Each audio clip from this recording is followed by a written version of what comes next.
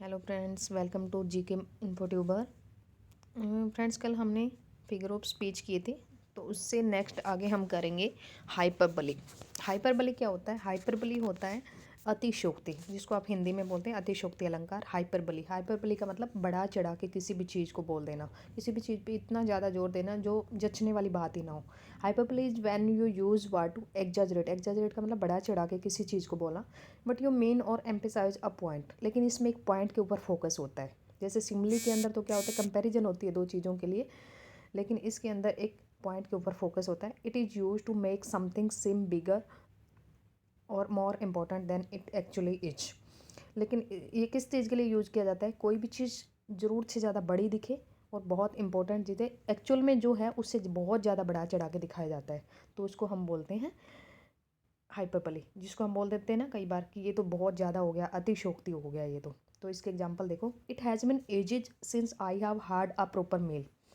तो कहते हैं मुझे तो युग हो गए हैं, since I have had a proper मील, तो एक प्रॉपर मील ही नहीं लिया है अभी तक। तो ऐसा तो नहीं हो सकता ना कि बहुत टाइम से आपने खाना नहीं खाया हो ढंग से, तो बहुत एजेज युगों युगों बीत गए कहते। तो ये चीज़ बहुत बढ़ा चढ़ा के इन्होंने यहाँ पे बोल दी। नेक्स्ट है Usain bolt run faster than the wind. ठीक है, उसेन बोल्ट बहुत तेज़ दौड़ते हैं, बहुत तेज़ धावक है, लेकिन इसका मतलब ये नहीं है कि वो हवा से भी ज़्यादा तेज़ दौड़ते हैं। I could do this for ever. कहते ये मैं हमेशा के लिए मतलब कर सकता हूँ। She is older than this world, कि वो ओल्डर है देन दिस वर्ल्ड, इस वर्ल्ड से भी ज़्यादा। एवरीबॉडी नोज मी, कि एवरीबॉडी नोज मी, तो ये भी बात बढ़ा चढ़ा के उन्होंने बोल दी कि ये कोई ज़रूरी तो नहीं है कि एवरीबॉडी में तो हर कोई आ जाता है, हर कोई आपको जानता हो। तो ये बढ़ा चढ़ा के किसी भी चीज़ को बोल देना, वो क्या कहलाता है? हाइपरबली। एग्जैजरेट करना किसी भी चीज़ को, और इसमें एक पॉइंट के ऊपर फोकस किया जाता है। नेक्स्ट हमारा है ऑक्जीमोन। ऑक्जीमोन में क्या होता है? दो कॉन्ट्रास्ट आइडियाज़ होते हैं, कॉन्ट्रास्ट वर्ड मिलेंगे आपको दो। एक ही सेंटेंस के अंदर दो इकट्ठे ऐसे वर्ड मिलेंगे जिसमें दोनों का मीनिंग अलग होगा।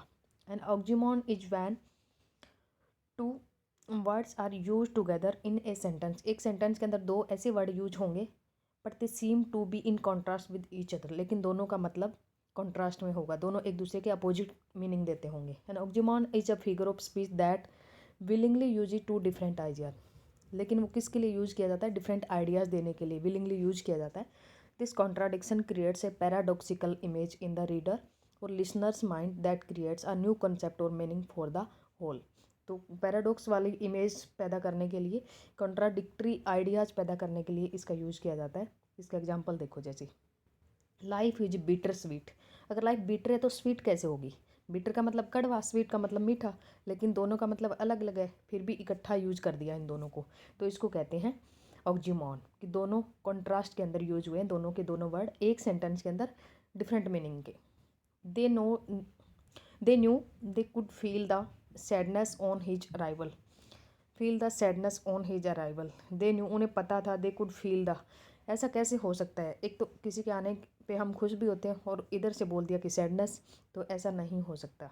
नेक्स्ट है स्वीट सोरो। अगर सोरो ही है तो वो स्वीट कैसे होगा? दुख है, वो मीठा किसी को थोड़ी लगता है, तो स्वीट सोरो। पीस फोर्स, एक ये हो गया पीस और फोर्स, दो ये इकट्ठे वर्ड यूज हो गए। फ्री मार्केट, फ्री है तो मार्केट कैसे हुआ? वो मार्केट में तो बहुत भीड़ होती है, तो वो फ्री कैसे हुआ? Jumbo aunt. तो ये सब क्या होता है? कॉन्ट्राडिक्टरी वर्ड एक ही सेंटेंस के अंदर यूज किए जाते हैं, तो इसको हम बोलेंगे ऑक्जीमोन।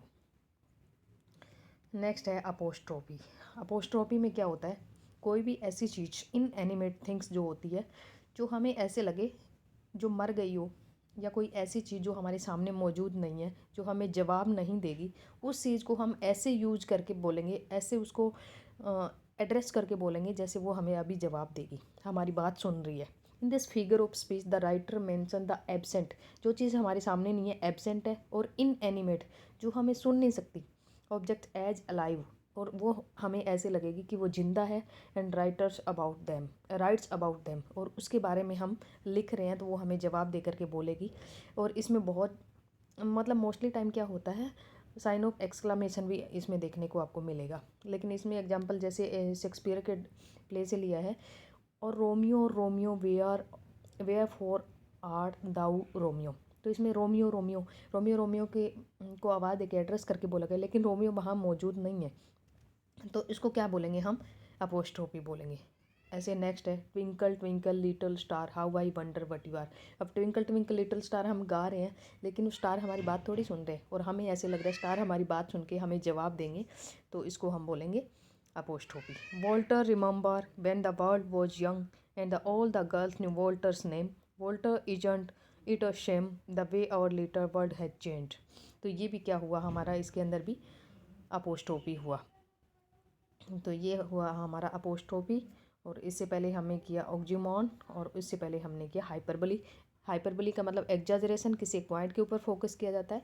ऑक्जिमॉन में 2 कॉन्ट्राडिक्टरी वर्ड यूज होते हैं एक ही सेंटेंस के अंदर, और अपोस्ट्रोफी में कोई भी एब्सेंट चीज़ है या मतलब इनएनिमेट चीज़ है तो उसको हम ऐसे शो करेंगे जैसे ये अलाइव है और हमारी बात का जवाब देगी।